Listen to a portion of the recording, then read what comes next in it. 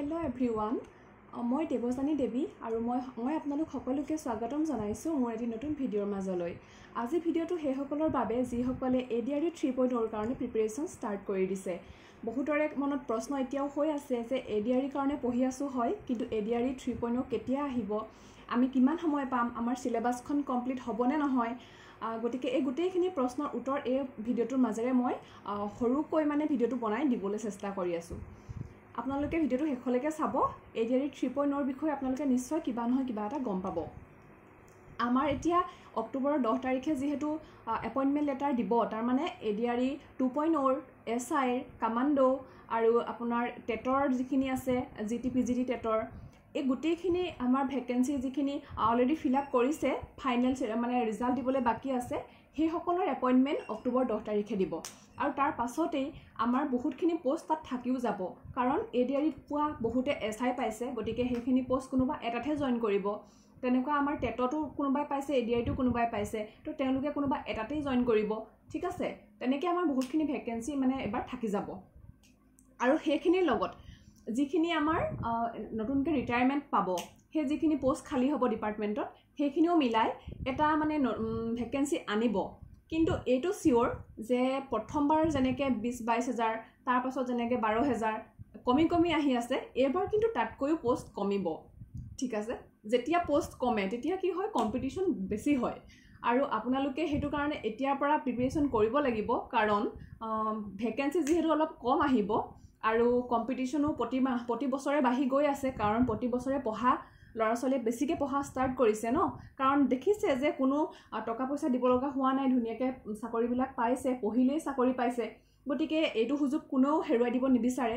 আপোনালোকেও যদি বিচাৰিছে যে নিজে এটা চাকৰি লৈ লওঁ এইটো সুযোগতে, গতিকে পঢ়িবতো লাগিবই।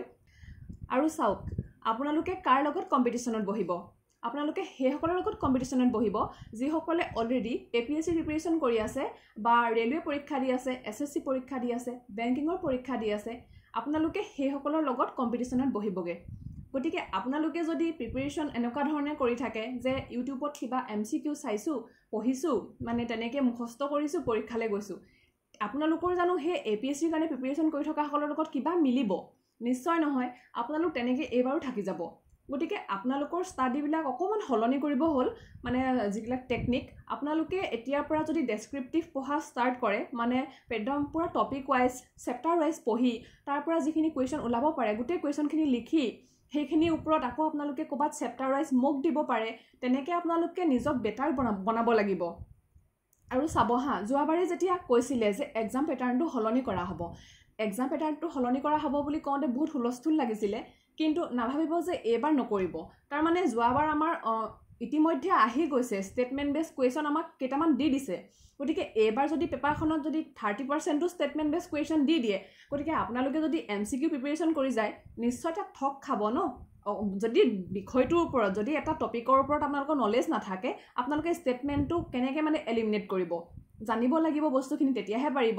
ঠিক আছে, গতিকে আপোনালোকে প্ৰিপাৰেশ্যনটো তেনেকৈ আৰম্ভ কৰক। আৰু যদি ভাবি আছে যে নটিফিকেশ্যন আহক তাৰপিছত পঢ়িম, কিন্তু সেইটো ভুল, কাৰণ বহুতে অলৰেডি ক'ৰবাত কোৰ্চ লৈছে বা নিজে ছেল্ফ ষ্টাডি ষ্টাৰ্ট কৰিছে, অলৰেডি পঢ়া আৰম্ভ কৰি দিছে। তেওঁলোকৰ লগত যেতিয়া আপুনিও কম্পিটিশ্যনত বহিবগৈ, গতিকে আপোনালোকেও পঢ়া আৰম্ভ কৰিব হ'ল। ঠিক আছে, আৰু এক্সাম পেটাৰ্ণ সলনি হ'লে এনেকুৱাও হ'ব পাৰে যে এখন ডেছক্ৰিপটিভ পেপাৰ বা এনেকুৱা ধৰণৰ ৰিটেন কিবা এটা হয়তো আহিবও পাৰে এজ এ মেইনছ বা মেইন যিটো আমাৰ আহিব, OMR বেছ যিটো আমাৰ কুৱেশ্যন পেপাৰ আহিব, তাৰ লগত হয়তো 2 বা 3টা কুৱেশ্যন ৰিটেন বুলিও দিব পাৰে, আমাৰ যেনেকৈ APSCৰ কিছুমান ডিপাৰ্টমেণ্টেল এক্সামত দিয়ে। ঠিক আছে, আপোনালোকে তাৰ কাৰণে ইংলিছটো মেইনলি চাব লাগিব, কাৰণ যদি কিবা এছে বা কিবা লেটাৰ ৰাইটিং এটা দি দিয়ে লগত, আপোনালোকৰ বহুতে যদি সেইখিনি প্ৰেক্টিছ নকৰাকৈ যায় তো ঠগ খাব।